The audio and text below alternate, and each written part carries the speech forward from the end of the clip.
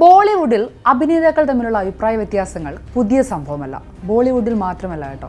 എന്നാൽ നടിമാരായ കങ്കണ റണൌത്തും താപ്സി പന്നുവും തമ്മിൽ ഇപ്പോൾ നടക്കുന്ന വാക്പോര് വീണ്ടും വലിയ ചർച്ചയായിരിക്കുകയാണ്. വൺ സസ്തി കോപ്പി എന്ന് തുടങ്ങുന്ന കങ്കണയുടെ സമീപകാല ഇൻസ്റ്റാഗ്രാം സ്റ്റോറിയുടെ പിന്നിൽ വർഷങ്ങളുടെ പഴക്കമുണ്ട്. എന്താണ് ഈ സസ്തി കോപ്പി പ്രയോഗം? എവിടെ നിന്നാണ് ഇരുവരും തമ്മിലുള്ള ഈ പരസ്യമായ പോരിന്റെ തുടക്കം? ഈ പ്രശ്നത്തിന്റെ തുടക്കം 2019 കങ്കണയുടെ സഹോദരിയും മാനേജറുമായിരുന്ന രംഗോലി ചന്ദേൽ താപ്സി പന്നുവിനെ സോഷ്യൽ മീഡിയയിലൂടെ സസ്തി കോപ്പി, അതായത് കങ്കണയുടെ വ്യാജ പതിപ്പെന്ന് പരസ്യമായി വിളിച്ചതാണ് വിവാദങ്ങൾക്ക് തിരികൊളുത്തിയത്. താപ്സിയുടെ അഭിനയശൈലിയും ലുക്കും കങ്കണയെ അനുകരിക്കുന്നതാണെന്ന ആരോപണമാണ് അവർ ഉന്നയിച്ചിരുന്നത്. തുടർന്ന് 2020 ബോളിവുഡിലെ നെപ്പോട്ടിസിനെ പറ്റിയുള്ള ചർച്ചകൾ രൂക്ഷമായപ്പോൾ കങ്കണ ഈ വിഷയത്തിലേക്ക് താപ്സിയെ വീണ്ടും വലിച്ചിഴച്ചു. ഒരു ദേശീയ മാധ്യമത്തിന് നൽകിയ അഭിമുഖത്തിൽ താപ്സി പന്നു, സ്വര ഭാസ്കർ തുടങ്ങിയ നടികളെ ബി ഗ്രേഡ് നടിമാർ എന്ന് കങ്കണ വിശേഷിപ്പിച്ചത് വലിയ വിവാദത്തിനിടയായി. വർഷങ്ങൾക്കിപ്പുറം പുതിയ ചിത്രമായ ഗാന്ധാരിയുടെ പ്രമോഷന്റെ ഭാഗമായി താപ്സി നൽകിയ ഒരു അഭിമുഖമാണ് വിവാദങ്ങൾക്ക് വീണ്ടും വഴിതെളിച്ചത്.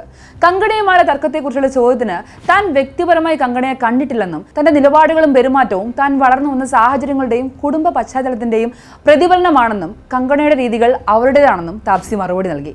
താപ്സിയുടെ പരാമർശം തന്റെ മാതാപിതാക്കളെയും കുടുംബത്തെയും അധിക്ഷേപിക്കുന്നതാണെന്ന് ആരോപിച്ചുകൊണ്ട് കങ്കണ രംഗത്തെത്തി. പാർലമെന്റ് അംഗം കൂടിയായ കങ്കണ തന്റെ ഇൻസ്റ്റാഗ്രാം സ്റ്റോറിയിലൂടെ താപ്സിയെ വീണ്ടും സസ്തി കോപ്പി എന്ന് വിളിക്കുകയും തന്റെ പ്രഭു കുടുംബ പാരമ്പര്യത്തെയും മാതാപിതാക്കളെയും വാടക വീടുകളിൽ വളർന്നവർ അധിക്ഷേപിക്കുകയാണെന്നും കുറ്റപ്പെടുത്തി.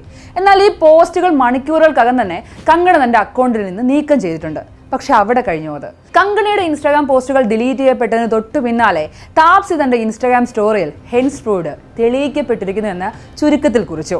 താൻ പറഞ്ഞ കാര്യങ്ങൾ ശരിവെക്കുന്ന രീതിയിലാണ് എതിർഭാഗത്തു നിന്നുള്ള പ്രതികരണവും തുടർ നടപടികളും എന്ന് വ്യക്തമാക്കുന്നതായിരുന്നു താപ്സിയുടെ ഈ 2 വാക്കിലുള്ള മറുപടി.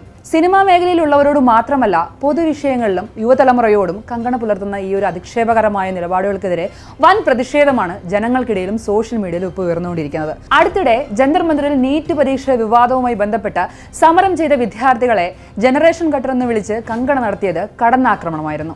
സ്വയം അഹങ്കരിക്കുന്ന രാജ്പുത് ജമീന്ദർ പാരമ്പര്യവും പ്രഭുത്വവും ഉയർത്തിക്കാട്ടി മറ്റുള്ളവരെ സാമ്പത്തികമായും കുടുംബ പശ്ചാത്തലത്തിലും അധിക്ഷേപിക്കുന്ന കങ്കണയുടെ രീതിക്ക് രാഷ്ട്രീയ സിനിമാ രംഗങ്ങളിൽ നിന്നും രൂക്ഷമായ വിമർശനം നേരിടേണ്ടി വന്നിട്ടുണ്ട്.